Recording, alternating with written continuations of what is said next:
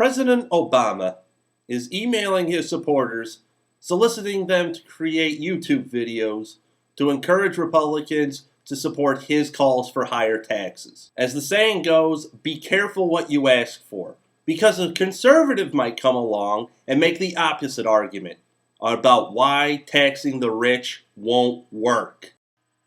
President Obama and the Democrats in Washington are framing their higher tax arguments around the notion that the rich aren't paying their fair share.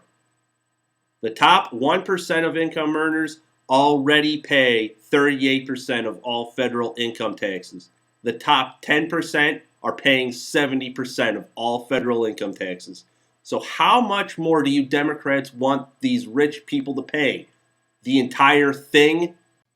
If President Obama got his wish and the top two marginal personal income tax rates were increased, the federal government would generate enough revenue to fund itself for 8 or 9 days.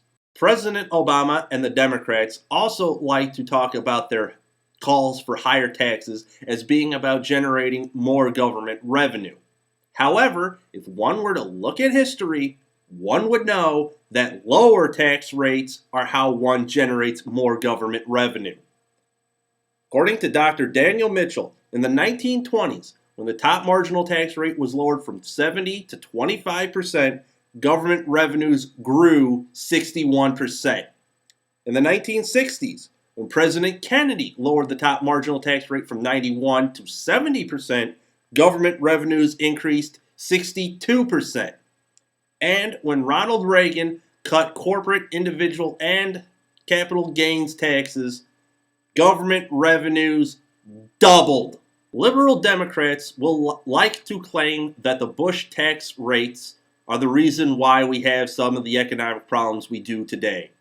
However, if one were to look at tax receipts since the final Bush tax cuts were enacted in 2003, government revenues increased right up until the time that the housing market and financial sectors collapsed, causing our recession and subsequent malaise.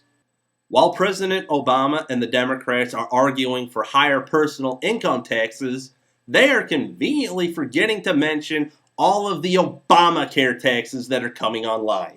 There's an employer and individual mandate excise tax. There's a capital gains tax on home sales. There's a 40% excise tax on Cadillac health insurance plans.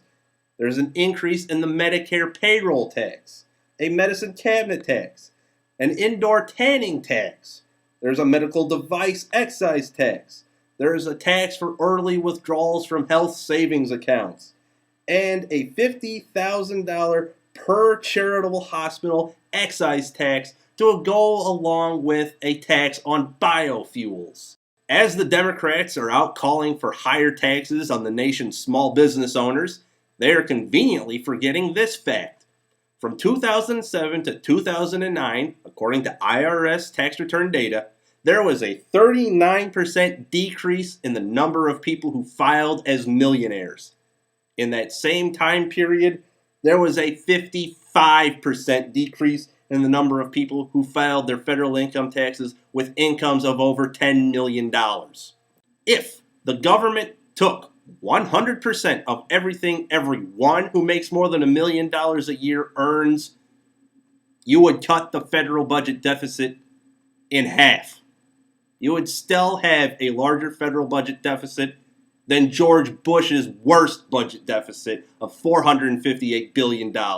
Billionaire investor Warren Buffett is back, joining President Obama and the Democrats in the push for higher taxes. Here's a little factoid for you.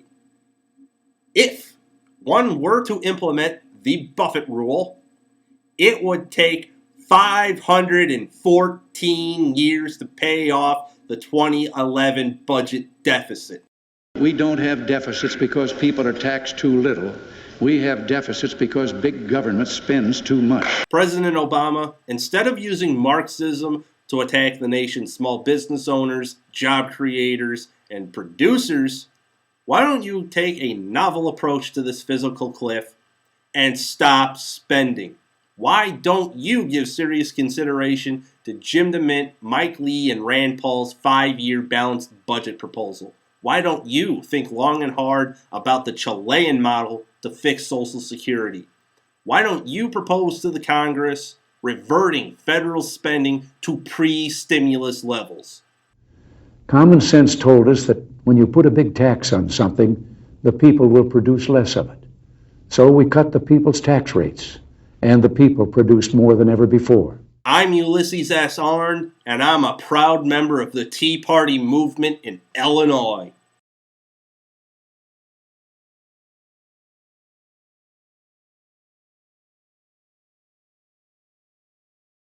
So I'm here arguing in favor of higher taxes on the wealthy. I have the Department of Treasury right here, the donate page. Would you like to donate a few $1,000s? $10,000? No, I wouldn't. Would you guys be willing to donate to the Department of Treasury? Individually? Yes. No. We believe... Would you?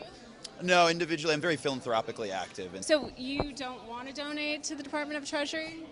I don't always claim all the deductions I can, so I probably pay higher taxes than theoretically I could. But I don't think that we can solve the problem just with deductions, just with contributions. I have right here the Treasury Department's website where you can donate money to help reduce the public debt. Would you be willing? Donate money? I'm not part of the 1%. Well, that's okay. You can donate money just as well as I can. Do you think that'll help? Well, I'm not here asking for higher taxes. You are, though, right? That's right. I'm So asking I for have higher right taxes here- on people who can afford them. Like yourself. That's right. So right here I have the donation page. All you need to do is put in your credit card number and you can donate to the government. That is not going to help anybody. So you don't want to donate to the government? I want our class to be. You've heard me. You're being silly.